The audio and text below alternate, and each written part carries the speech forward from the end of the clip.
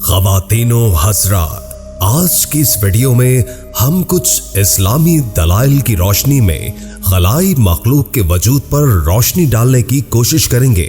उम्मीद है कि आपको पसंद आएगी। अगर वीडियो पसंद आए तो अपने दोस्तों के साथ भी शेयर कीजिएगा, और अगर आपको हमारे बयान करदा दलाइल दुरुस्त न लगे तो कमेंट की सूरत में हमें जरूर आगाह कीजिएगा। परवरदिगार ने कायनात में बेशुमार मखलूकात पैदा कर रखी हैं, जिनमें से सिर्फ इंसान, चरिंद परिंद, नबातात और हशरातुल अर्ज़ ही नहीं, बल्कि बहुत कम या बिल्कुल ही नजरों से ओझल रहने वाली पुरस्रार मखलूकात मौजूद हैं। इनमें फरिश्ते और जिन्नात काबिल जिक्र हैं। ये अलग बात है कि इन्हें आम इंसान देखने से कासिर है। नाज़रीन इकराम, अगर हम अपने दिमाग के कैनवस को वसत देकर सोचें तो जमीन की मट्टी से बनने वाली मखलूक यानी इंसानों का वजूद अगर मुमकिन है तो किसी और सैयारे पर रहने वाली मखलूक का किसी और अंदाज में वजूद मुमकिन क्यों नहीं। मसलन हमारी कहकशां कम से कम 1.5 खरब सितारों पर मुश्तमिल है, जिनमें हमारा सूरज एक नन्हे मुन्ने चिराग की तरह कहकशां के किसी किनारे पर टिमटिमाता नजर आता है। हमारी कहकशां से जरा फासले पर दूसरी बड़ी कहकशां एंड्रोमेडा, जो कि हमसे 25 लाख नूरी सालों के फासले पर वाक़े है, जिसमें 2 खरब सूरज या सितारों का तखमीना लगाया गया है। इससे साबित होता है कि कायनात में ऐसी बेशुमार कहकशाएं और सैयारे मौजूद हैं जिनमें इनकी ज़ीली ज़मीनें और सदा किस्म की मखलूकात पाई जाती हैं, जिन्हें देखकर इंसान अपने रब की कारीगरी पर अश अश कर उठता है। ख़वातीनो हज़रात, अगर ये बात दुरुस्त है कि ये ज़मीन जिस पर हम इंसान बसते हैं, तो फिर इस हकीकत से इनकार मुमकिन नहीं कि किसी और तरह की जमीन पर वहां की आबो हवा और तर्ज जिंदगी के मुताबिक हमसे मुख्तलिफ मखलूकात का वजूद भी मुमकिन है। लिहाजा एलियंस या खलाई मखलूक के वजूद से इनकार की कोई गुंजाइश बाकी नहीं रहती।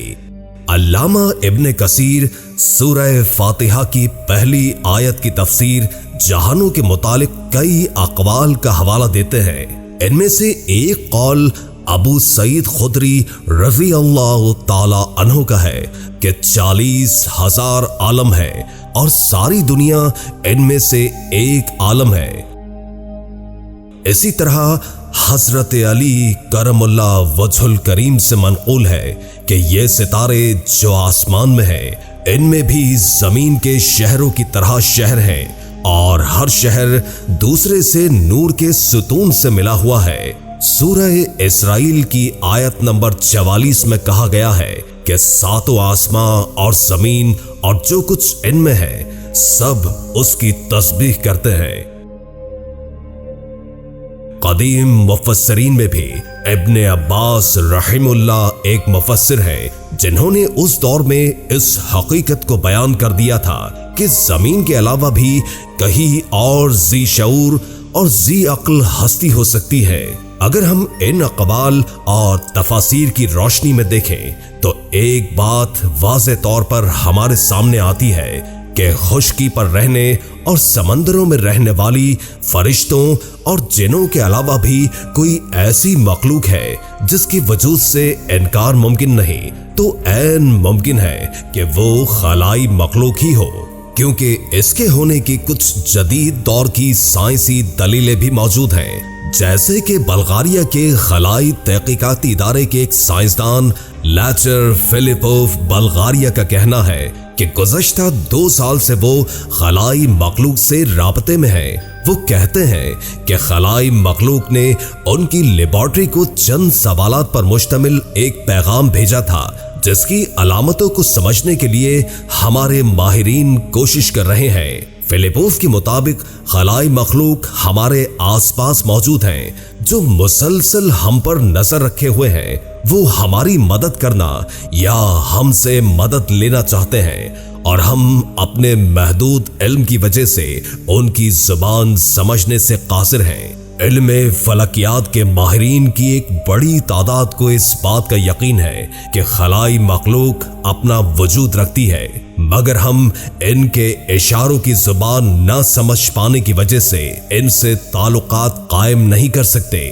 ناسا کے ایک خلاباز ایگر میچل، جو کہ جون 1971 میں چاند پر جانے والے اپولو 14 کے مشن میں شامل تھے، 2009 کی سالانہ کانفرنس میں ان کا کہنا تھا کہ خلائی مخلوق کی موجودگی کے واضح شواہد موجود ہیں، کیونکہ انہوں نے خلائی مشن پر جاتے ہوئے کسی مقام پر ایک ایسی مخلوق کو دیکھا ہے جن کے سر، آنکھیں اور کان بہت بڑے ہیں۔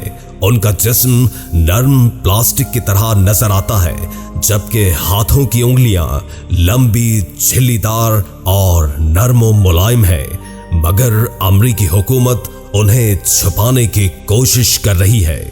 ہماری تحقیق آپ کو کیسی لگی؟ نیچے کامنٹ باکس میں اپنی قیمتی تجاویز ضرور دیں۔